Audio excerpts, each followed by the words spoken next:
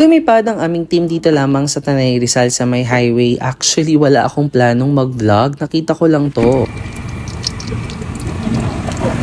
Pero matagal na kayo nagkikik na Gapi Fishball? Tagal na. Ilang taon na? Ano na?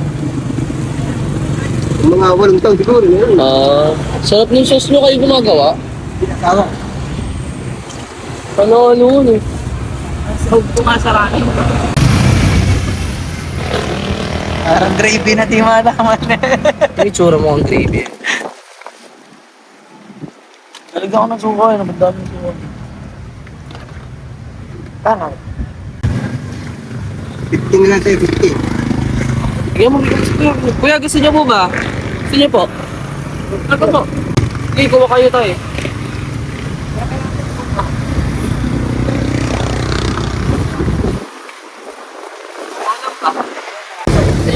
Kuya. Hindi, salamat. Higupin mo yung ano, sauce. Seryoso. Oo, higupin mo.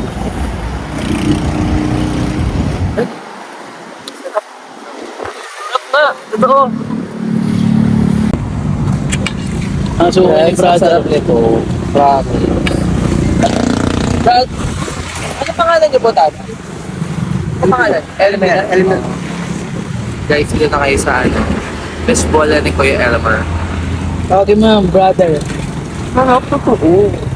Nalaman ko nga na laging nasa SSS Tanay ang kanilang pisbolan. Dito lang talaga siya sa highway. Iikot siya from SSS Tanay papuntang Jollibee Tanay dun sa highway. Paikot, tas babalik ulit ng SSS Tanay. Ganun lang siya.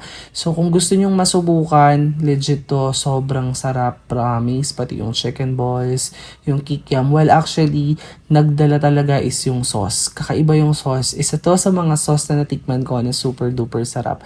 Hindi ko kayo ini-eme kaya try nyo na. Bye!